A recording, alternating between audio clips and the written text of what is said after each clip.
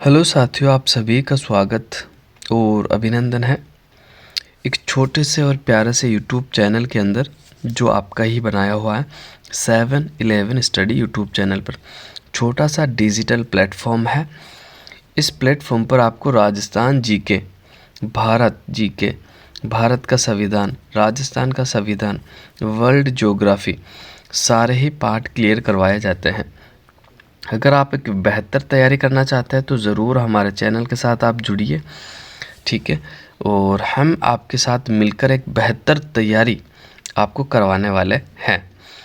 अगर देखो आप आरपीएससी द्वारा लिए जाने वाले एग्ज़ाम, जैसे आपका फर्स्ट ग्रेड हो गया, सेकंड ग्रेड हो गया, थर्ड ग्रेड हो गया, इसके अलावा आपका असिस्टेंट प्रोफेसर हो गया, जो भी एग्ज़ाम्स आपका आरपीएससी लेता है और इसके अलावा आरएसएस भी बोर्ड लेता है, जैसे पटवारी हो गया, वीडियो हो गया, पुलिस कांस्टेबल हो गया, छात्रावास अधीक्षक हो गया, पुस्तकालय लाइब्रेरियन ग्रेड थर्ड हो गया आपका, ठीक है, पशु परिचर हो गया आपका, ठीक है।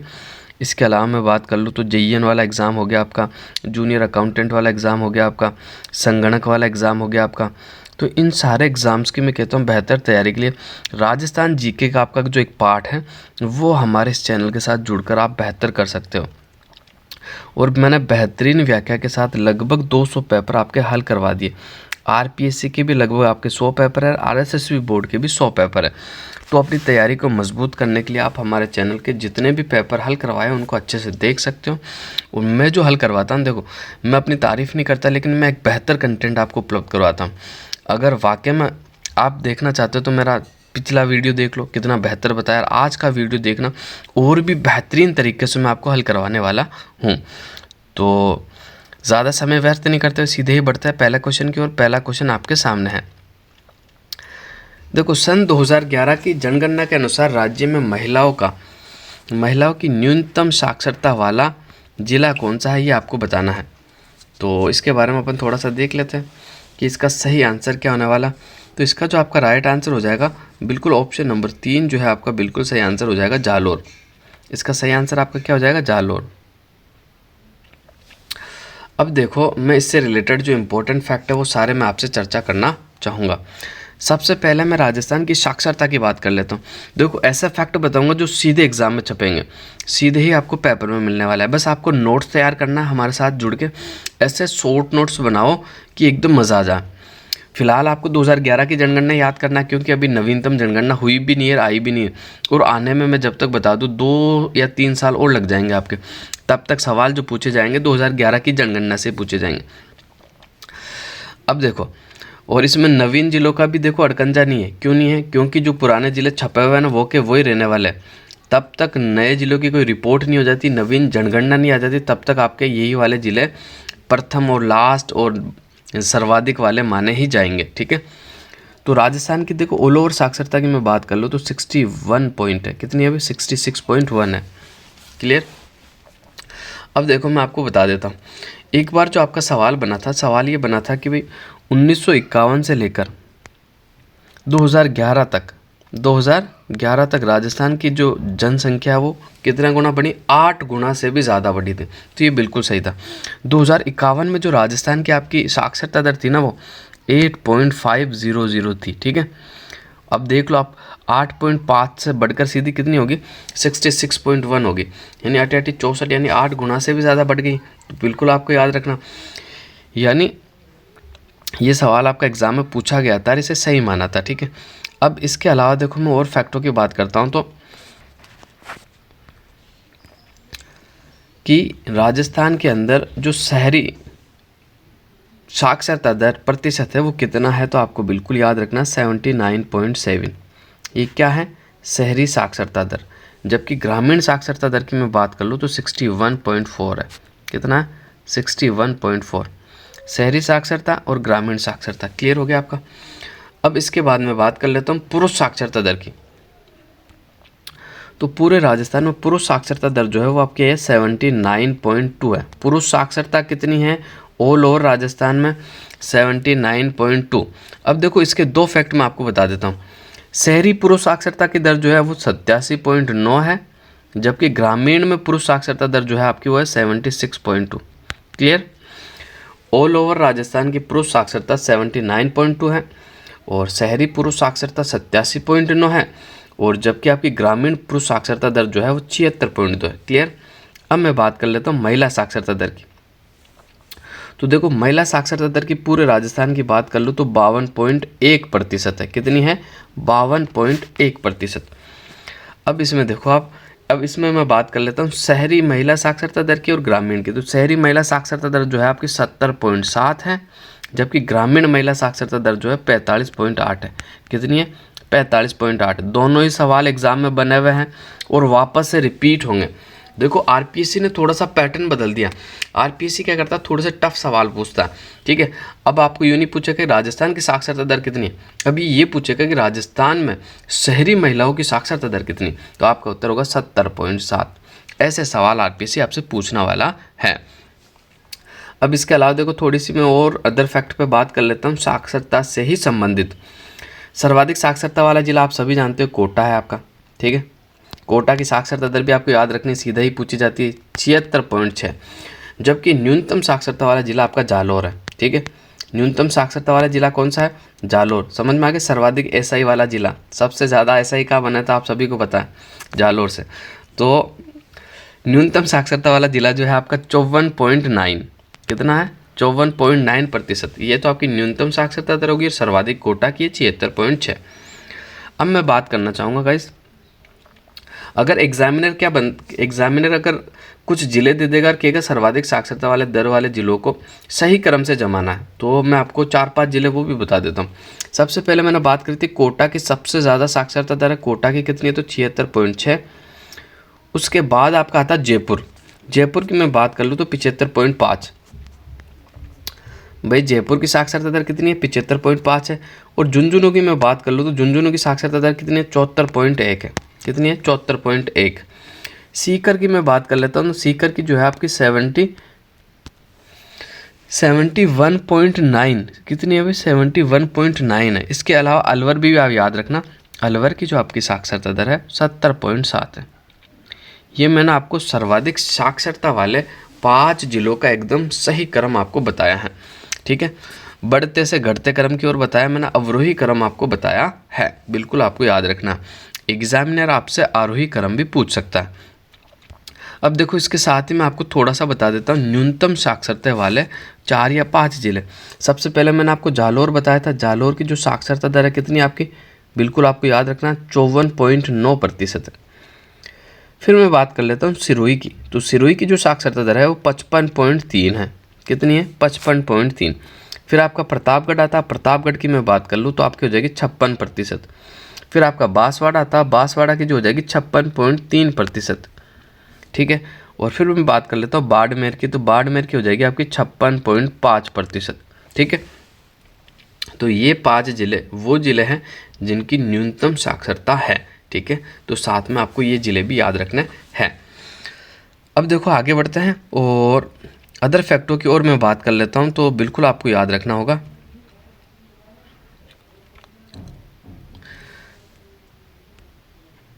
कि आपको अगर सवाल ऐसे पूछ लिया जाए कि सर्वाधिक ग्रामीण पुरुष साक्षरता वाला जिला कौन सा है, तो सर्वाधिक ग्रामीण पुरुष साक्षरता वाला जिला जो है ना आपका वो है झुंझुनू। कौन सा है? झुंझुनू। आपको याद रखना कितनी है? तो झुंझुनू की जो साक्षरता दर है वो है 86.6, सॉरी 86.8 है, 6 नहीं है ना। सर्वाधिक ग्रामीण पुरुष साक्षरता वाला जिला झुंझुनू। कितनी साक्षरता है? तो आपको याद रखना 86.8। फिर मैं बात कर लेता हूँ सर्वाधिक शहरी पुरुष साक्षरता की। तो सर्वाधिक शहरी पुरुष साक्षरता जो है वो है 93.4। किसकी? उदयपुर की है। ठीक है, बिल्कुल आपको याद रखना। अब मैं थोड़ी सी बात कर लेता हूँ न्यूनतम ग्रामीण पुरुष साक्षरता वाला जिला। तो न्यूनतम ग्रामीण पुरुष साक्षरता वाला जिला आपका सिरोही है भाई। कौन सा है? सिरोही है, 64.6। जबकि न्यूनतम शहरी पुरुष साक्षरता वाला जिला आपका धौलपुर है। बिल्कुल आपको याद रखना 81.3। कितना? 81.3। बिल्कुल आपको याद रखना है। अब देखो, अब मैं थोड़ी सी बात कर लेता हूँ सर्वाधिक महिला साक्षरता वाले जिलों की। तो सबसे ज़्यादा महिला साक्षरता जिला आपकी कोटा की है, 65.9। कितनी है? 65.9।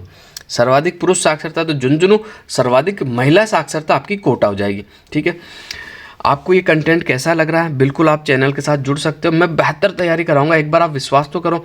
आप यूं ही बड़े बड़े ऐप्स खरीदते हो लेकिन कंटेंट में मज़ा नहीं आता।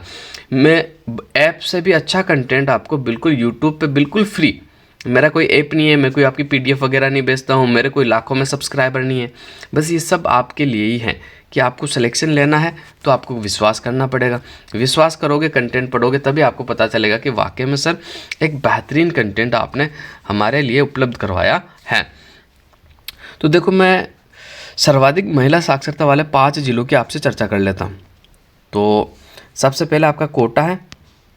कोटा की कितनी साक्षरता है तो मैंने आपको बता दी थी, 65.9। उसके बाद जो आता है आपका कौन सा आता है, जयपुर आता है। जयपुर की आपकी 64% है।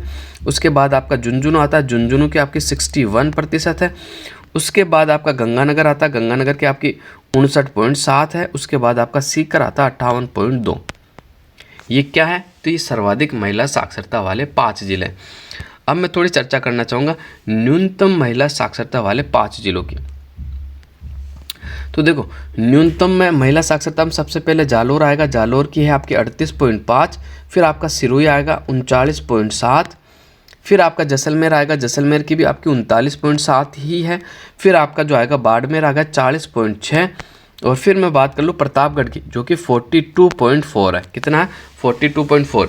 ये कौन से ज़िले मैंने आपसे शेयर किए, तो ये न्यूनतम महिला साक्षरता वाले 5 ज़िले मैंने आपसे शेयर किए हैं।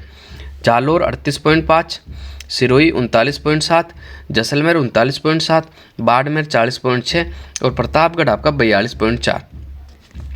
अब देखो, अदर फैक्ट की थोड़ी सी और चर्चा कर लेता हूँ मैं आपसे। तो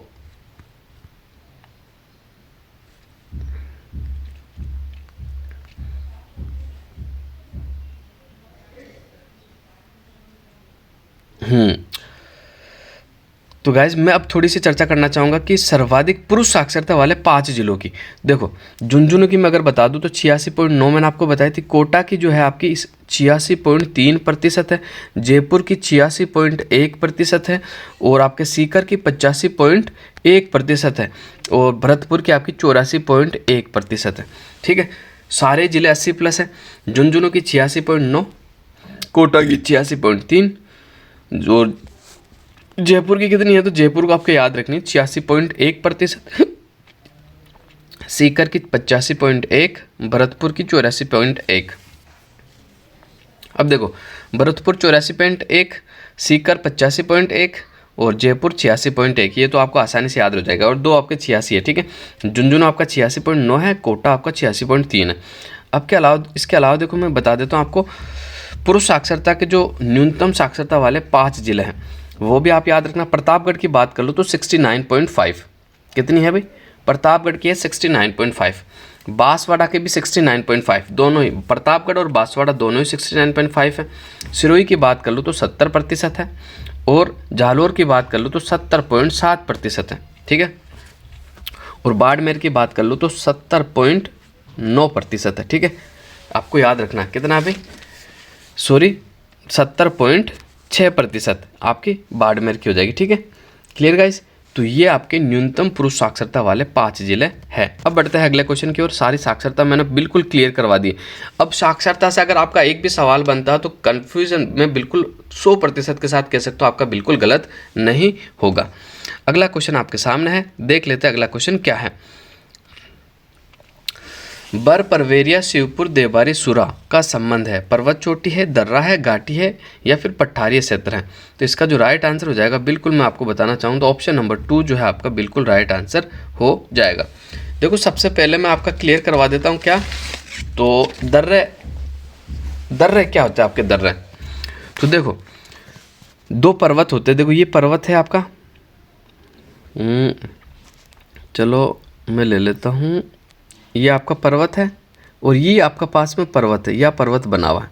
ठीक है, इस पर्वतों के बीच के अंदर से जो तंग रास्ता जाता है ना, उसे आप क्या कहते हो, दर्रा कहते हो। दर्रा ही आपका नाल कहलाता है। नाल कहो या दर्रा कहो, एक ही बात है ना, बिल्कुल आपको कन्फ्यूज़न नहीं होना। दर्रा और नाल एक ही चीज़ होती है। यानी पर्वतों के मध्य नीचा और तंग सकरा रास्ता जो होता है ना, उसे नाल या दर्रा कहा जाता है। दर्रा या नाल पर्वतों के 2 और जो स्थान होते हैं उनको जोड़ता है। राजस्थान में सर्वाधिक नाल और दर्रों की बात कर लूँ तो दक्षिणी अरावली के अंदर है। कौन से अरावली में? दक्षिण अरावली के अंदर आपके पड़ते हैं। इसके अलावा अरावली में सर्वाधिक दर्रे और नाल सॉरी, अरावली के अंदर आपके सर्वाधिक नाल और दर्रे जो पड़ते हैं कौन से जिले में पड़ते हैं? तो आपको याद रखना राजसमंद जिले में पड़ते हैं। कौन से जिले में? राजसमंद जिले के अंदर पड़ते हैं। देखो ऐसे फैक्ट आपको कोई नहीं बताएगा, ठीक है। मैं इंपॉर्टेंट बताया मैंने आपको। सबसे पहले मैंने दर्रा की आपको परिभाषा बताई। परिभाषा क्या बताई कि पर्वतों के मध्य जो नीचा और तंग जो सकरा रास्ता है उसे नाल या दर्रा कहा जाता है। राजस्थान में सर्वाधिक नाल और दर्रे दक्षिणी अरावली में पाए जाते हैं, और अरावली में सर्वाधिक दर्रे और नाल आपके जो है राजसमंद जिले में पाए जाते हैं। कहाँ पाए जाते हैं? राजसमंद जिले के अंदर पाए जाते हैं। बिल्कुल आपको याद रखना है। अब मैं देखो राजस्थान के जो इंपॉर्टेंट दर्रे और नाल है उनकी बात करना चाहूँगा, उनकी लोकेशन आपको बताना चाहूँगा। देखो एक है आपकी डैबर नाल। कौन सा नाल? डैबर नाल। ये डैबर नाल आपका, ठीक है। एक आपका हो जाएगा फुलवारी नाल। कौन सा नाल? फुलवारी नाल, ठीक है। बिल्कुल आपको याद रखना। इसके अलावा एक आपका हो जाएगा हाथीगुड़ा नाल। कौन सा हो जाएगा? हाथीगुड़ा नाल, ठीक है। इसके अलावा मैं बात कर लूँ तो एक आपका हो जाएगा पगलिया नाल। कौन सा नाल? पगलिया नाल। नाल या दर्रा, पगला दर्रा भी कह सकते हो, नाल भी कह सकते हो। एक आपका बर्र हो गया, एक आपका केवड़ा हो गया। कौन सा? केवड़ा नाल, ठीक है। इसके अलावा एक आपका कमली घाट, राजसमंद वाला कमली घाट दर्रा, ठीक है। इसके अलावा गोरम घाट ब्यावर वाला आपका, ठीक है। परवेरिया, ये भी आपके ब्यावर में पड़ता है। सुरा, जो कि इस सवाल में पूछा गया था, ये भी आपके ब्यावर के अंदर पड़ता है, ठीक है। बिल्कुल आपको याद रखना। एक आपका देवारी। तो ये सारे आपके क्या है? प्रमुख दर्रे है राजस्थान के। इसके अलावा देखो मैं प्रमुख दर्रे जो आपस में एक दूसरे स्थान को जोड़ते हैं ना, उनके बारे में थोड़ा सा बता दूंगा। सबसे पहले मैं बात करूं हाथीगुड़ा नाल की। हाथीगुड़ा जो आपका दर्रा है, कौन सा? हाथीगुड़ा। हाथीगुड़ा जो आपकी नाल और दर्रा, ये क्या करता है? हाथीगुड़ा नाल राजसमंद और उदयपुर, गोगुंदा और सिरोही को जोड़ता है, ठीक है।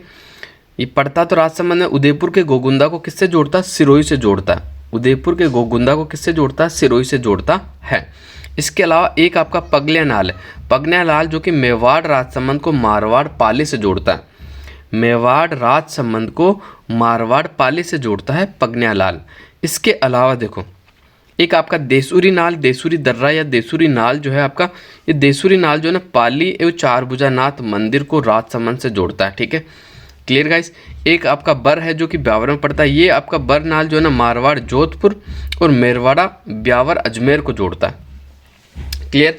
तो ये सवाल देखो एग्जाम्स में पूछे भी गए और ये सवाल आपको याद भी रखना है। इंपॉर्टेंट मैंने आपको सारे नाल और पगले क्लियर करवा दिए। अब बढ़ते हैं अगले क्वेश्चन की और अगला क्वेश्चन देख लेते हैं। राजस्थान की निम्न नदियों पर विचार कीजिए और अरब सागर में गिरने वाली नदियाँ आपको बतानी है। तो अरब सागर में जो नदियाँ गिरती है देखो, एक तो आपकी माही, साबरमती और लूनी, यानी ए सी डी आपका बिल्कुल राइट आंसर हो जाएगा भाई, है ना। ऑप्शन नंबर A-C-D जो है आपका बिल्कुल राइट आंसर हो जाएगा।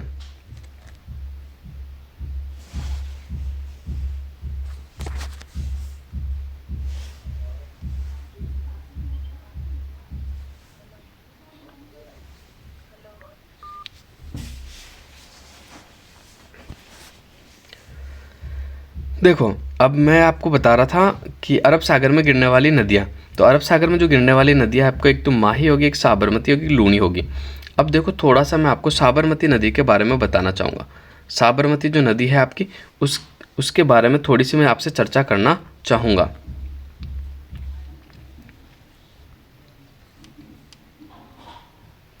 देखो साबरमती नदी जो है ना आपकी, ये उदयपुर के दक्षिणी पश्चिम में जो उदयपुर है वहाँ से निकलती है, कोटड़ी की पहाड़ियों से निकलती है और ये गुजरात के अंदर प्रवेश करके खब्बात की खाड़ी में गिर जाती है। और ये गुजरात की मुख्य नदी है आपकी साबरमती, ठीक है। कहा कि गुजरात की, बिल्कुल आपको याद रखना। और राजस्थान में इस नदी का जो अपवाह क्षेत्र है वो बिल्कुल न्यूनतम है, ठीक है। सबसे ज़्यादा गुजरात में बहती है राजस्थान की नदी, लेकिन बहती ज़्यादा गुजरात के अंदर है। गुजरात की मुख्य नदी भी कहलाती है। इसी नदी के किनारे गुजरात का आपका अहमदाबाद बसा हुआ, और महात्मा गांधी का जो साबरमती आश्रम है वो भी इसी नदी के किनारे है। इसकी सहायक नदियाँ एग्जाम में पूछ ली जाती है आपको, वाकल, हथमती, मेसवा, वेत्रक। ये जो आजकल जो एग्जामिनर सवाल पूछता है वो सहायक नदियाँ पूछ रहा है। वाकल, हथमती, मेसवा और वेत्रक, ये आपकी साबरमती नदी की सहायक नदियाँ है, ठीक है। इसके अलावा देखो लूनी नदी की थोड़ी सी मैं चर्चा कर लेता हूँ। तो लूनी नदी जो है आपके अजमेर के नागपाड़ से निकलती। कहाँ से निकलती? अजमेर के नागपाड़ से। इसके प्राचीन नाम की मैं बात कर लूँ तो इसका प्राचीन नाम जो था वो लवणवती था। क्या था? लवणवती। ठीक है। इसके अलावा ये मैं बात कर लूँ तो लूनी नदी का जो जल है ना वो बालोतरा था कि मीठा है, इसके बाद इसका पानी खारा हो जाता है। और जोधपुर के अंदर जो जसवंत सागर बांध है उसमें पानी की जो आपूर्ति होती है वो लूनी नदी से होती है। कौन सी नदी से होती है? आपको बिल्कुल याद रखना है, लूनी नदी से होती है। और लूनी नदियों की सहायक नदियों की बात कर लूँ तो देखो लीलड़ी, सूकड़ी, बांडी, मीठड़ी, जवई। और दाई ओर से मिलने वाली एकमात्र नदी जोजड़ी। ठीक है। ये सारी नदियाँ बाई ओर से मिलती है। देखो मैं आपको बता देता हूँ एक बार अच्छे से। यहाँ से नागपाड़ से आपकी नदी निकल रही है। ठीक है। और देखो दाई तरफ से एकमात्र नदी जोजड़ी मिलती है। कौन सी नदी मिलती है? जोजड़ी। ठीक है, आपको याद रखना। बाकी सारी नदी जैसे लीलड़ी, सूकड़ी, बांडी, मीठड़ी, जवई, ये सारी नदी आपके बाई तरफ से मिलती है। अब देखो थोड़ा सा माही नदी की तरफ मैं चला जाता हूँ। माही नदी के बारे में भी कुछ इंपॉर्टेंट फैक्ट है जो मैं आपसे शेयर कर लेता हूँ। इसका उद्गम स्थल मध्य प्रदेश है। बिल्कुल आपको याद रखना, मध्य प्रदेश के विंध्याचल पहाड़ियों की महद झील से आती है। ठीक है। और ये बांसवाड़ा के खांडू से प्रवेश करती है। राजस्थान में कहाँ से प्रवेश करती है? बांसवाड़ा के खांडू से प्रवेश करती है। आपको बिल्कुल याद रखना, बांसवाड़ा के खांडू से प्रवेश करती है। बिल्कुल आपको याद रखना। इसी नदी पर देखो मैं बात कर लेता हूँ तो गुजरात के अंदर आपका कढ़ाना बांध बंधा हुआ। कौन सा? कढ़ाना बांध बना हुआ। राजस्थान के अंदर माही बजाज सागर बांध बना हुआ है। इसकी लंबाई की मैं बात कर लूँ तो 576 किलोमीटर है। ठीक है। और इसे वागड़ और कांठल की गंगा और दक्षिणी राजस्थान की स्वर्ण रेखा के नाम से जाना जाता है। और ये देखो एकमात्र नदी है विश्व की जो आपकी करक रेखा को 2 बार काटती है। कौन सी रेखा को? करक रेखा को 2 बार काटती है। ठीक है।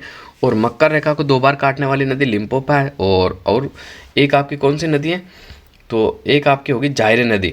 ठीक है। कोंगो और जायरे नदी कौन सी रेखा को 2 बार काटती है मेरे को बता देना। भूमध्य रेखा को 2 बार काटने वाली है।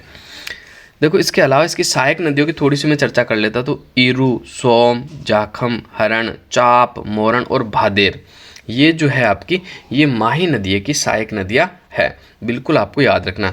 और राजस्थान का जो सबसे लंबा बांध कौन सा है? वो माही बजाज सागर बांध है जो कि आपके माही नदी पर बना हुआ है। अब बढ़ते हैं अगले क्वेश्चन की और अगला क्वेश्चन देख लेते हैं। निम्न में से कौन सा सुशीर वाद्य नहीं है, ये आपको बताना है। तो अलगोजा, रवाज, मस्क और नड।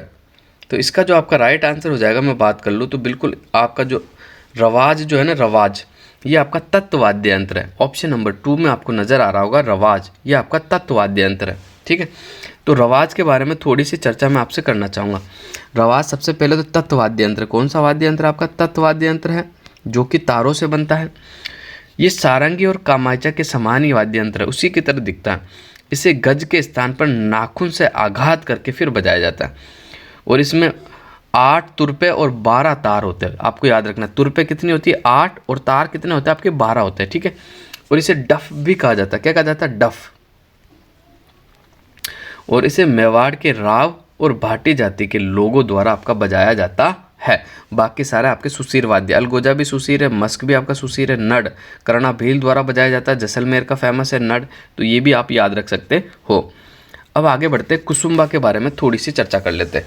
कुसुम्बा निम्न में से किससे संबंधित है?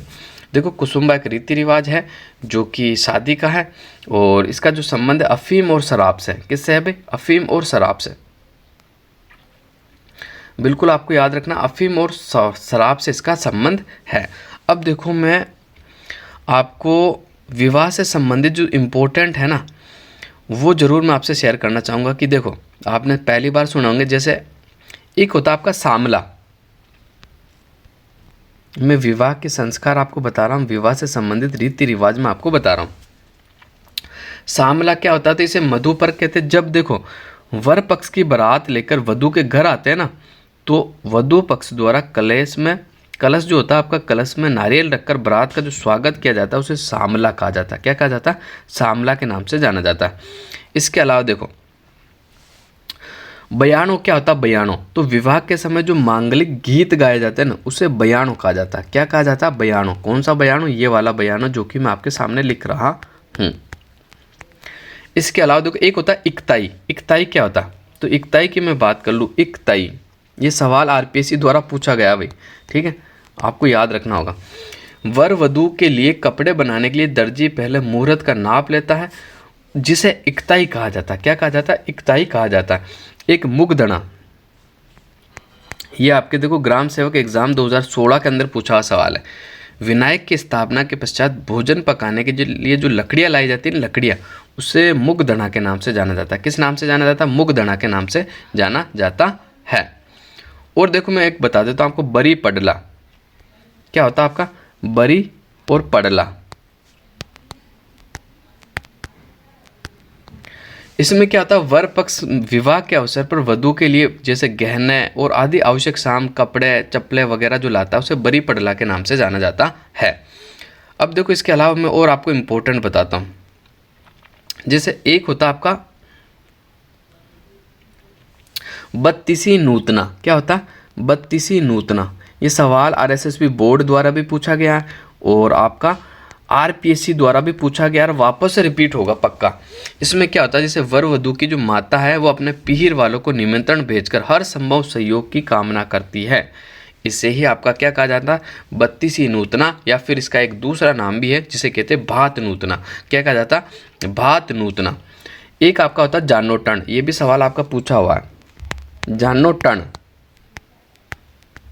ठीक है, जानो टन। जानो टन क्या होता है? तो वर पक्ष की ओर से जो भोजन दिया जाता है ना, उसे जानो टन के नाम से जाना जाता है। किस नाम से जाना जाता है? जानो टन के नाम से आपका जाना जाता है। इसके अलावा देखो मैं और आपको इंपॉर्टेंट बता देता हूं। तो एक आपका होता है बरोटी। क्या होता है? बरोटी।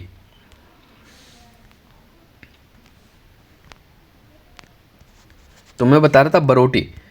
ये बरोटी जो होता है ना, बरोटी, ये भी सवाल एग्जाम में पूछा हुआ। बरोटी यानी विवाह के पश्चात दुल्हन के स्वागत में जो बनाया जाने वाला जो भोजन होता है उसे बरोटी कहा जाता है। क्या कहा जाता है? बरोटी। एक आपका होता है ओलंदी। क्या होता है? ओलंदी।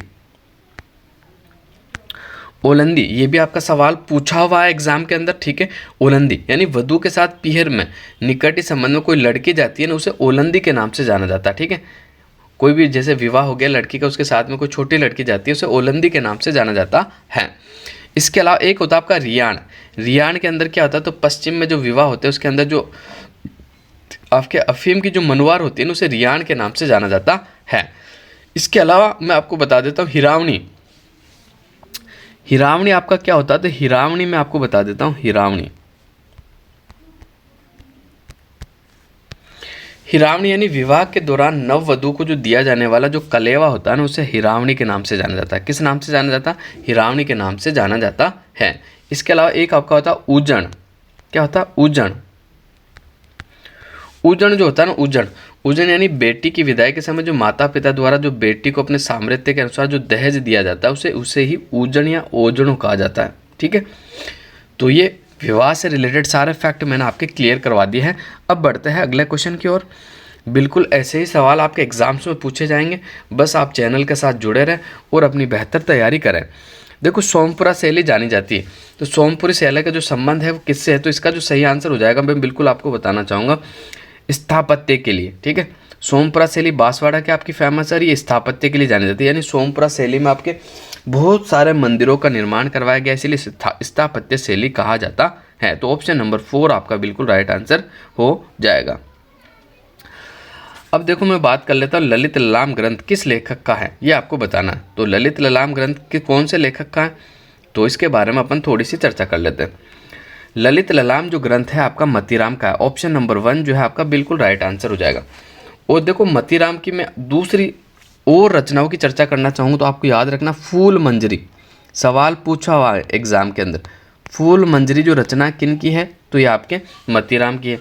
रसराज ये भी आपके मतीराम की है। इसके अलावा देखो मैं आपको बता देता हूँ, 3 मैंने बता दी, एक तो फूल मंजरी, एक रसराज, एक सवाल में आपका पूछा गया ललित ललाम। इसके अलावा मैं बात कर लेता हूँ तो आपको याद रखना छंदसार। कौन सा सार? छंदसार, ये भी आपके ललित ललाम का है। ठीक है, इसके अलावा मैं आपको बता देता हूँ मतीराम सतसई, साहित्य सार, अलंकार पंचासिका और लक्षण श्रृंगार, ये सारी ही जो रचनाएं हैं आपकी किन की है, तो ये लेखक मतीराम की है। और देखो ये मतीराम जो ललित ललाम लिखा था ना, ये बूंदी के नरेश भावभट्ट के काल के अंदर लिखा था, और ये बूंदी के शासक भावभट्ट के ही दरबार के अंदर रहते थे। तो इसका जो सही आंसर हो जाएगा आप 7वें का आपका बिल्कुल option number 1 Matiram right answer हो जाएगा।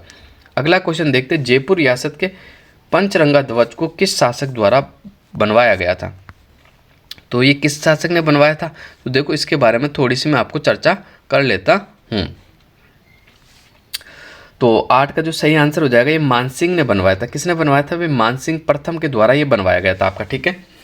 और मानसिंह की मैं कार्यकाल की अगर बात कर लेता हूँ तो इनका जो कार्यकाल था बिल्कुल आपको याद रखना है, 1589 से 1614 तक इनका कार्यकाल था, ठीक है। दूसरा आपको याद रखना है, मुगलों की 52 वर्षों तक जो सेवा करी थी ना, वो मानसिंह प्रथम ने करी थी। कितने? 52 सालों तक इन्होंने सेवा करी थी, ठीक है। कब चले गए थे सेवा में? देखो सवाल पूछा जा सकता है कि कौन से साल ये सेवा मुगलों की सेवा में चले गए थे। 1562 के अंदर ही चले गए थे। 1562 से लेकर 1614 तक इन्होंने मुगल बादशाहों की सेवा की है। कितने साल? 52 साल, बिल्कुल आपको याद रखना है। और मुगल, इनके समय जो मुगल बादशाह थे, एक तो आपके अकबर, दूसरा आपका जहांगीर, 2 मुगल बादशाह थे, ठीक है। इसके अलावा मानसिंह को अकबर ने 9 रत्नों में भी शामिल किया था, बिल्कुल आपको ये भी याद रखना है। इसके अलावा इनकी उपाधि, एक तो फरजंद और मिर्जा राजा की जो उपाधि दी थी वो अकबर ने दी थी। किसने दी थी? अकबर ने। और इनका जन्म जो हुआ था 2 दिसंबर 1550 को मोजम्माबाद में हुआ था। ये मोजम्माबाद पहले आपके जयपुर में पड़ता है, अब आपके दूदू में पड़ता है, क्लियर। और इसके अलावा देखो ब्लू पोट्री के जो उत्पत्ति स्थल है ना, वो तो आपका पर्सिया ईरान था, लेकिन ब्लू पोट्री को लाहौर से लाने का जो श्रेय जाता है वो मानसिंह को ही जाता है, ठीक है, मानसिंह प्रथम को ही जाता है। और ब्लू पोट्री के जो प्रसिद्ध कलाकार, एक तो कृपाल सिंह शेखावत और महिला कलाकार आपकी नाथी बाई है। कौन है? नाथी बाई। इसके अलावा देखो इनके जो प्रज्ञा इनको दिए गए थे उनके बारे में पूछा जाता है। एक छोटी सी ट्रिक याद रखना आप, काबीब, जिन प्रज्ञों की इन्होंने सूबेदारी की है, काबुल, बिहार और बंगाल, काबुल, बिहार और बंगाल, ठीक है। अब देखो इसके अलावा थोड़ी सी मैं कच्छावा वंश की चर्चा कर लेता हूँ, ठीक है। अगर मैं कच्छावा वंश की चर्चा करता हूँ तो देखो मैं आपको इम्पोर्टेंट फैक्ट बताता हूँ। कच्छावा वंश के जो शासक ने स्वयं को भगवान राम के पुत्र और कुश के वंशज मानते हैं, इसीलिए इन्हें कछुआ कहा जाता है, ठीक है। और इसी का अपभ्रंश होकर आपका कछुआ बना है। कच्छावा वंश का जो आदर्श वाक्य है बिल्कुल आपको याद रखना, ये पूछा भी गया, यतो धर्मस्ते जयते, ये आपका कच्छावा राजवंश का आदर्श वाक्य है, ठीक है, बिल्कुल आपको याद रखना। इसके अलावा देखो सूर्यमल मिश्रण के अनुसार मैं बात कर लूँ तो कुर्म नामक रघुवंशी शासक की संतान होने के कारण कुर्म वंशी कहलाने लगे, धीरे धीरे ये कछुआ हो गया। इसके अलावा आमेर के लेख की बात कर लूँ तो कच्छावा वंश शासकों को रघुवंश तिलक के नाम से जाना जाता है। किस नाम से? रघुवंश तिलक। और कच्छाओं की उत्पत्ति का जो मूल स्थान माना जाता है वो नरवर एमपी माना जाता है। कौन सा माना जाता? नरवर एमपी, ठीक है। साथ में ही आपको ये फैक्ट याद रखना है। इसके अलावा देखो कच्छावा वंश का जो संस्थापक था ना वो दूल्हे राय था। कौन? दूल्हे राय। दूल्हे राय जिन्हें तेजकरण के नाम से भी जाना जाता है। किस नाम से जाना जाता? तेजकरण के नाम से जाना जाता है, जिसे ढोला भी कहा जाता है, ढोले राय के नाम से भी जाना जाता है। अब देखो मैं आपको बता देता हूँ कच्छावा राजवंश से संबंधित इंपॉर्टेंट फैक्ट जो सवाल में सीधे ही आपको छपेंगे। कच्छावा वंश की कुल देवी कौन है? जमवाई माता। कौन सी माता? जमवाई माता। कच्छावा वंश की आराध्य देवी कौन सी है? शीला देवी। कौन सी? शीला माता कह दो या शीला देवी कह दो। मैंने आपको बताया कच्छावा वंश की कुल देवी जमवाई माता और कच्छावा वंश की आराध्य देवी शीला माता। और देखो अब इनकी राजधानी की थोड़ी सी मैं चर्चा कर लेता हूँ। कच्छावा वंश की प्रथम राजधानी जो थी ना वो दौसा थी, ठीक है। और दूसरी जो राजधानी बनी थी वो कौन सी बनी थी? जमवा रामगढ़ बनी थी। कौन सी? जमवाई रामगढ़, ठीक है। इसके अलावा तीसरी राजधानी आमेर बनी थी और चौथी और आखिरी राजधानी जो बनी थी वो आपकी जयपुर बनी थी। कौन बनी थी? जयपुर। यानी कच्छावा वंश की 4 राजधानी थी, दौसा, जमवा रामगढ़, आमेर और जयपुर। तो साथ में ये फैक्ट भी आपको बिल्कुल याद रखना है। और आमेर को जो राजधानी बनाया था वो किसने बनाया था? तो आपको बिल्कुल याद रखना, कोकिल देव ने बनाया था। किसने बनाया था? कोकिल देव ने। और जयपुर को जो राजधानी बनाया था वो किसने बनाया था? तो आपको बिल्कुल याद रखना, सवाई जयसिंह ने बनाया था, सवाई जयसिंह द्वितीय ने। अब अगले क्वेश्चन की थोड़ी सी मैं चर्चा करना चाहूँगा आपसे।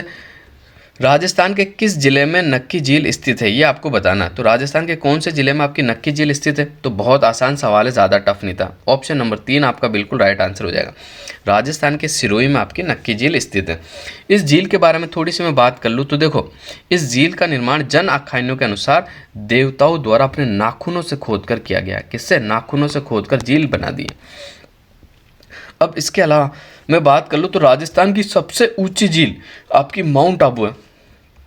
राजस्थान की सबसे ऊंची झील कौन सी? आपकी माउंट आबू। और सबसे नीची झील आपकी तलवाड़ा झील हनुमानगढ़ है। इसके अलावा देखो इसी झील पर आपको एक तो नन रॉक, कौन सी rock? Nun rock. Nun rock यानी नन चट्टान, आपकी रॉक यानी चट्टान होता है। एक आपकी टोड रॉक, कौन सी रॉक? Toad rock. और एक मेंढक के आकार की जो रॉक बनी हुई है ये आपकी यही बनी हुई है। इसके अलावा देखो इसी झील के किनारे एक मंदिर बना हुआ जो कि सवाल एग्जाम में बन सकता है, इंपॉर्टेंट है। कौन सा मंदिर है? रघुनाथ जी का मंदिर। कौन सा मंदिर आपका? रघुनाथ जी का मंदिर इसी झील के किनारे बना हुआ। इसके अलावा देखो एक मंदिर और बना हुआ आपका, उसके बारे में मैं बता देता हूँ आपका। देखो एक तो आपका रघुनाथ जी का मंदिर हो गया। इसके अलावा देखो हाथी गुफा, चंपा गुफा और राम झरोखा जो बना हुआ वो भी इसी झील के किनारे बना हुआ। और सनसेट पॉइंट और हनीमून पॉइंट इसी झील के पास आपका स्थित है। तो ये फैक्ट भी आपको साथ के साथ ही याद रखने हैं, इम्पोर्टेंट है, बिल्कुल एग्ज़ाम में छपेंगे, इससे बाहर कुछ भी नहीं जाने वाला है। बेहतर कंटेंट मैं आपको दे रहा हूँ। बस आपकी कमी एक ही कि मुझे ऐसा लगता है आप नोट्स तैयार नहीं कर रहे। नोट्स तैयार करो, बिल्कुल आपको जाहिर सी बात है 101% बेनिफिट होने वाला। सिलेक्शन लेना चाहते हो ना तो देखो इतना बेहतर कंटेंट मैं उपलब्ध करवा रहा हूँ यूट्यूब पे। यही कंटेंट लोग आपको ऐप्स पे उपलब्ध करवाते हैं। एक बार मेरे साथ जुड़ के देखो, तैयारी करके देखो, आपको खुद को पता लगेगा वाकई में सर आपने तो सिलेक्शन करवा दिया हमारा। इसलिए कहता हूँ एक बार तैयारी करो अच्छे से। अगला क्वेश्चन देख लेते हैं। तो अगला क्वेश्चन आपके सामने है, इंपॉर्टेंट सवाल है और अगला सवाल देख लेते हैं अपन।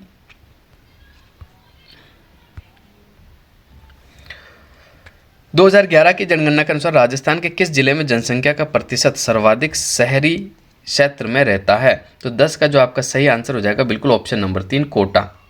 कौन सा? कोटा आपका बिल्कुल राइट आंसर हो जाएगा। Clear guys? अब देखो मैं इंपॉर्टेंट फैक्ट आपको बता देता हूं। देखो जनसंख्या की दृष्टि से राजस्थान का सबसे बड़ा जिला आपका जयपुर है, ठीक है। और एकमात्र ऐसा जिला है जिसकी जनसंख्या 50 लाख से भी ज़्यादा है। कितने लाख है? 66 लाख है, ठीक है। और जनसंख्या की दृष्टि से सबसे छोटा जिला आपका जैसलमेर है, ठीक है। कितनी जनसंख्या? तो 6 लाख जनसंख्या। कितनी? 6 लाख का 66 लाख का 6 लाख, 11 गुना ज़्यादा हो गई। सवाल ऐसे भी बन सकता है कि जैसलमेर की जनसंख्या और जयपुर की जनसंख्या की तुलना करें तो जयपुर में कितने गुना ज़्यादा है? तो 11 गुना हो गए सीधी सीधी। अब इसके अलावा देखो सर्वाधिक शहरी जनसंख्या वाला जिला, प्रतिशत की बात नहीं कर रहा हूँ, सवाल में आपका प्रतिशत पूछा है, मैं आपको पूछ रहा हूँ सर्वाधिक शहरी जनसंख्या वाला जिला आपका जयपुर, ठीक है। न्यूनतम शहरी जनसंख्या प्रतापगढ़ में रहती। प्रतिशत की बात नहीं कर रहा हूँ मैं, जनसंख्या की बात कर रहा हूँ, ध्यान से सुनना। सर्वाधिक ग्रामीण जनसंख्या वाला आपका जयपुर और न्यूनतम ग्रामीण जनसंख्या वाला आपका कौन सा हो जाएगा? जैसलमेर हो जाएगा, ठीक है। इसके अलावा देखो मैं और आपको अदर फैक्ट बता देता हूँ जो इंपॉर्टेंट भी है एग्जाम की दृष्टि से, तो देखना।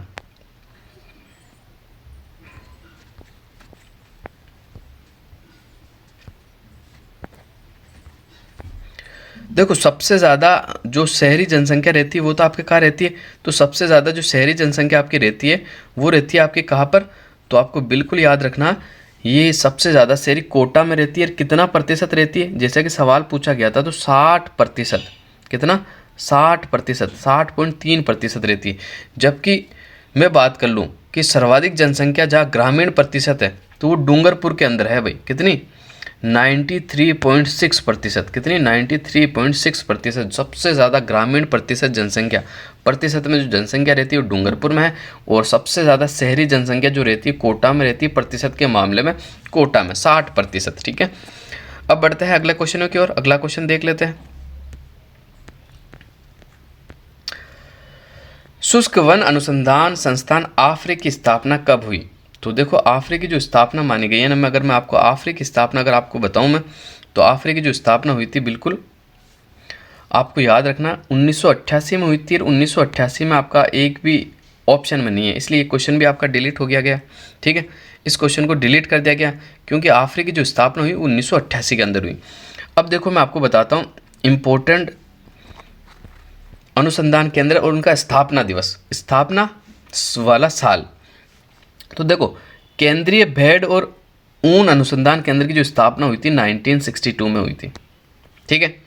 राष्ट्रीय सरसों अनुसंधान केंद्र की जो स्थापना हुई 1993 में हुई थी। कब हुई? 1993 में। केंद्रीय ऊंट अनुसंधान केंद्र की जो स्थापना हुई वो कब हुई? 1984 में हुई। केंद्रीय पशुधन प्रजनन फॉर्म की जो स्थापना हुई 1956 में हुई। कब हुई? 1956 में। राष्ट्रीय मसाला बीज अनुसंधान संस्थान जो कि अजमेर के डुमाड़ा में कब स्थापना हुई? 2000 में। अरबी फारसी शोध संस्थान की स्थापना 1978 में। कहाँ है? टोंक के अंदर। इसके अलावा देखो मैं आपको और बता देता हूँ, तो वो भी आपको याद रखना है। भेड़ रोग अनुसंधान प्रयोगशाला, ये जोधपुर में है आपकी, ठीक है। इसके अलावा केंद्रीय शुष्क अनुसंधान संस्थान यानी काजरी की जो स्थापना हुई वो 1959 में हुई। कब हुई? 1959 में। तो ये फैक्ट भी आपको साथ के साथ में याद रखना है। बढ़ते हैं अगले क्वेश्चन की और अगला क्वेश्चन देख लेते हैं। किस चौहान रानी ने अपने नाम के सिक्के चलाए थे? तो सोमल देवी इसका जो बिल्कुल राइट आंसर हो जाएगा। जो अजयराज चौहान की पत्नी थी, इन्होंने अपने नाम के सिक्के चलाए थे। बिल्कुल आपको याद रखना। और उस सिक्कों को किस नाम से जाना जाता था? ये सवाल आरपीसी अब आपसे पूछने वाला है। किस नाम से जाने जाते थे? नाणक के नाम से जाने जाते थे, ठीक है। बिल्कुल आपको याद रखना। अजयराज की पत्नी सोमल देवी जो कि एक शिव भक्त महिला थी, जिसके नाम पर अजयराज ने चांदी के सिक्के का प्रचलन करवाया, जिन्हें नाणक कहा जाता था। और इसका जो उल्लेख आपको मिलता है ना, वो बिजूलिया शिलालेख में मिलता है। कौन सा शिलालेख में मिलता है? ये भी देखो सवाल इंपॉर्टेंट है। अब सवाल क्या बनेगा कि भाई किस चौहान रानी ने अपने नाम के सिक्के चलाए? सोमल देवी ने चलाए थे, लेकिन इसका उल्लेख कौन से शिलालेख में मिलता है? तो बिजूलिया शिलालेख के अंदर मिलता है। अब देखो बिजूलिया शिलालेख की बात कर लूँ तो 1170 ईस्वी का है। कब का है? 1170 ईस्वी का है। कहाँ मिला? बिजूलिया भीलवाड़ा में। और इसके जो रचनाकार है कौन है? तो गुणभद्र है। इसके रचनाकार कौन है? गुणभद्र है, बिल्कुल आपको याद रखना है। जबकि इसकी भाषा की बात कर लो तो संस्कृत है, ठीक है। और इसके मैं संस्थापक की बात कर लूँ तो श्रावक लोलाक है। कौन है? श्रावक लोलाक। कौन से? बिजूलिया शिलालेख की मैं बात कर रहा हूँ आपसे, ठीक है। और इसी शिलालेख पर हरिकेली नाटक के 51 श्लोक आपको मिलते हैं। कितने श्लोक मिलते हैं? 51 श्लोक आपको मिलते हैं। तो अब बढ़ते हैं अगले क्वेश्चन की और अगला क्वेश्चन देख लेते हैं। किलकिला तोप का संबंध किस दुर्ग से है? तो देखो किलकिला तोप का जो संबंध है वो किससे है, तो वो मैं आपको बताना चाहूँगा। वो आपके कहाँ से है? तो वो आपके है मेहरानगढ़ जोधपुर से। ऑप्शन नंबर 2 जो है आपका बिल्कुल राइट आंसर हो जाएगा, ठीक है। किलकिला तोप के अलावा भी या शंभू बाण तोप भी आपको मिलेगी। कौन सी? शंभू बाण तोप। इसके अलावा गज्जक ये भी आपका तोप का नाम है। इसके अलावा नागपल्ली, ठीक है। इसके अलावा मैं बात कर लूँ तो गजनीखा, नुसरत, गुब्बारा, भवानी, ये सारी ही तोपें जो है आपके मेहरानगढ़ में स्थित है। मेहरानगढ़ की थोड़ी सी अगर मैं चर्चा करना चाहूँ तो मेहरानगढ़ जो है चिड़ियाटुक पहाड़ी यानी पंचेत या पर्वत पर बना हुआ है। और इसके जो संस्थापक राव जोधा ने 12 मई 1459 को इसका निर्माण करवाया था, यानी इसकी नींव डाली है। और इसके चारों तरफ जोधपुर नगर बसाया। और ये मयूर की आकृति के होने के कारण इसको मयूर ध्वजगढ़, मोर ध्वजगढ़, गढ़ चिंतामणि के नाम से जाना जाता है। और इसी किले के बारे में रूडयार्ड किपलिंग ने क्या कहा था कि इसका निर्माण फरिश्तों या परियों या देवताओं के द्वारा करवाया गया। जबकि जैकलिन कैनेडी ने इस दुर्ग को विश्व का 8वां आश्चर्य बताया। क्या बताया? विश्व का 8वां आश्चर्य। और इसी दुर्ग की नींव में भांबी जाति का जो राजिया नामक व्यक्ति उसको जिंदा चुनवाया था। ये भी आपको याद रखना है, ये भी इंपॉर्टेंट है। तो ये सारी बातें जो कि इंपॉर्टेंट है मैंने आपको बता दी। आगे बढ़ते हैं, अगला क्वेश्चन देख लेते हैं। अगला क्वेश्चन आपके सामने है, किस शासक ने राजस्थान यूनियन बनाने के उद्देश्य से 25 से 26 जून 1946 को सम्मेलन में आमंत्रित किया था? तो इसका जो सही आंसर हो जाएगा आपका बिल्कुल मेवाड़ महाराणा। कौन से? मेवाड़ महाराणा ने बुलाया था, ठीक है। बिल्कुल आपको याद रखना किसने बुलाया था? मेवाड़ महाराणा ने बुलाया था। तो इसका जो सही आंसर हो जाएगा आपका 14 का। उस समय मेवाड़ का जो महाराणा था वो भोपाल सिंह था। कौन था? भोपाल सिंह। इसके अलावा देखो मैं बता देता हूँ आपको, इसके अलावा जयपुर के महाराजा सवाई मान सिंह और कोटा महाराजा भीम सिंह ने हाड़ौती संघ बनाने का प्रयास किया था। इसके अलावा डूंगरपुर के महाराजा लक्ष्मण सिंह ने वागड़ संघ बनाने का असफल प्रयास किया था, ठीक है। तो ये भी साथ के साथ ही आपको याद रखना।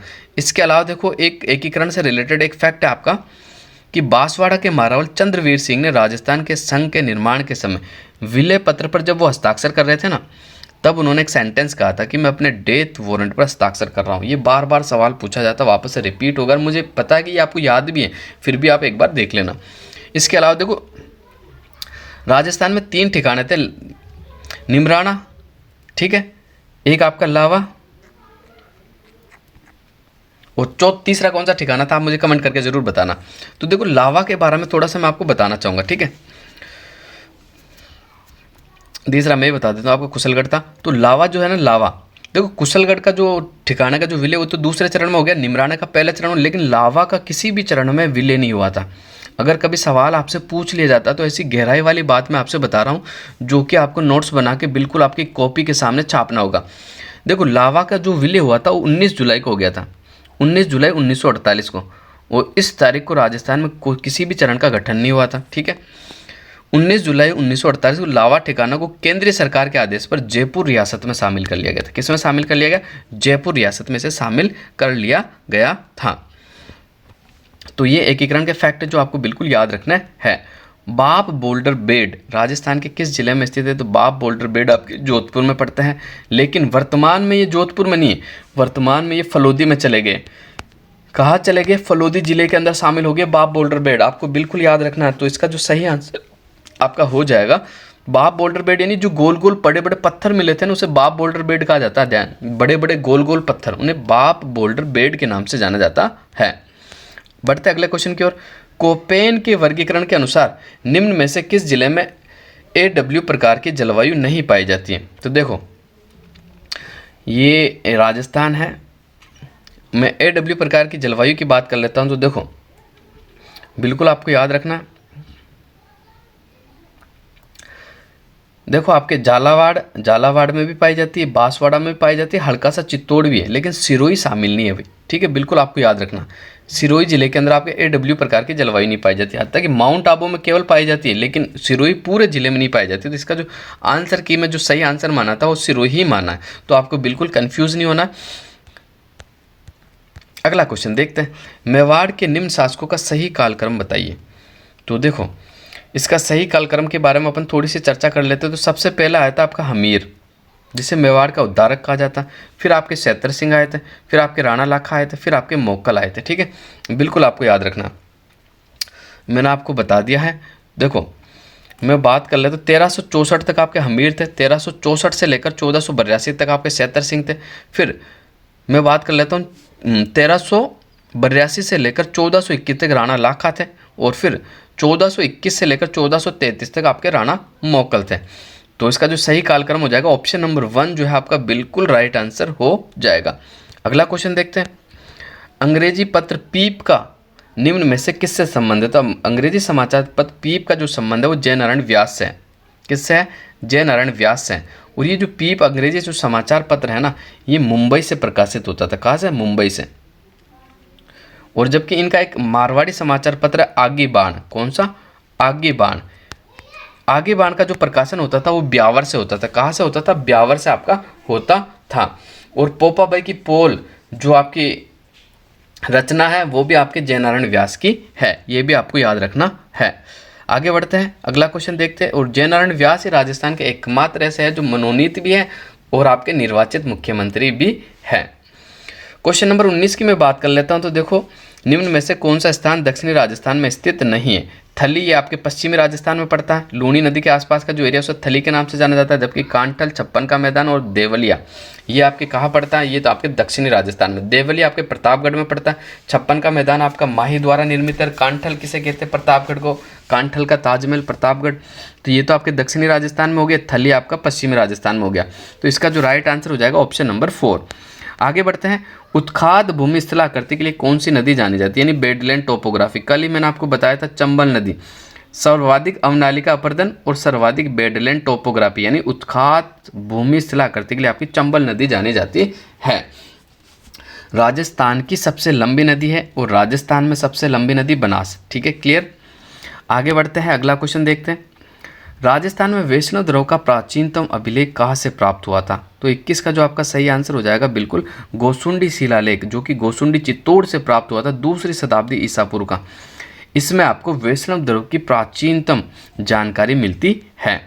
अगला क्वेश्चन देखते हैं, निम्नलिखित में से कौन सा युग्म सही सुमेलित नहीं है?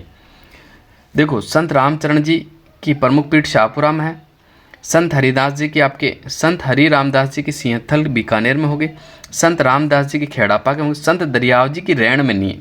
क्या रेवासा में नहीं है? रैण में है। कहाँ है? रैण के अंदर है, रेवासा में नहीं है। और ये रैण जो है ना, रैण शाखा अब ब्यावर में शामिल होगी। आपको याद रखना कौन से जिले में शामिल होगी? ब्यावर में शामिल हो चुकी है। ये पहले जैतारण में थी, अब ये जैतरण तहसील को ब्यावर में मिला दिया गया। तो देखो इनका दरियाव का जो जन्म हुआ था ना वो जैतरण में हुआ था, और इनकी जो शाखा है वो रेण के अंदर, और जैतारण को अब ब्यावर में शामिल कर लिया गया। कौन से जिले में? ब्यावर में। तो आपको याद रखना है इनकी जो प्रमुख पीठ तो है वो रेण के अंदर ही है, लेकिन इनका जन्म जो है वो आपका ब्यावर के अंदर हो गया। पहले जैतारण आपके पाली में था, अब ब्यावर में आ गया है। बढ़ते हैं अगले क्वेश्चन की ओर। अगला क्वेश्चन देख लेते हैं। महासीमा वंश के लिए किस जिले में नहीं गुजरता है? किस जिले से नहीं गुजरता है? तो 23 की मैं बात कर लूँ तो देखो कोटा से गुजरता है, चित्तौड़गढ़ से गुजरता है, कोटा से भी गुजरता है, चित्तौड़गढ़ से, और सवाई माधोपुर से, भीलवाड़ा से नहीं गुजरता। ऑप्शन नंबर 4 जो है आपका बिल्कुल राइट आंसर हो जाएगा। प्रोजेक्ट बस्टर्ड के संदर्भ में निम्नलिखित में से कौन सा कथन सही है? 24 की मैं बात कर लेता हूं तो ऑप्शन नंबर 4 आपका बिल्कुल सही है। इस प्रजाति की रक्षा के लिए प्रोजेक्ट ग्रेट इंडियन बस्टर्ड को पर्यावरण मंत्रालय ने शुरू किया है। डडकी उपबोली है, तो डडकी जो है ये बाड़मेर में बोली जाती है, मारवाड़ी की उपबोली है, ठीक है, आपको याद रखना। राजस्थान में 2001 से 11 के दशक में न्यूनतम 10 की जनसंख्या वृद्धि दर वाला जिला है। तो न्यूनतम गंगानगर की है कितनी? 10%, और सबसे ज़्यादा बाड़मेर की है 32.5%, ठीक है, ये आपको याद रखना। निम्नलिखित में से कौन सा युग्म सही सुमेलित नहीं है? तो 27 की मैं बात कर लेता हूँ। खुमान रासो, ये जयानक का नहीं है, ये दलपत विजय का है। किसका है? दलपत का है, ठीक है। बाकी हमीर रासो जोधराज और सारंगधर भी मिलता है आपको, बिल्कुल सही है। बिसलदेव रासो नरपति नाले का, संगत रासो गिरधर आसिया का, लेकिन खुमान रासो दलपत का। जयानक का क्या है? तो वो पृथ्वीराज विजय है। कौन सी बुक है, कौन सा ग्रंथ है? तो पृथ्वीराज विजय। बढ़ते हैं अगले क्वेश्चन की ओर। पीने के पानी में फ्लोराइड सांद्रता से जिलों का कौन सा समूह सर्वाधिक प्रभावित है?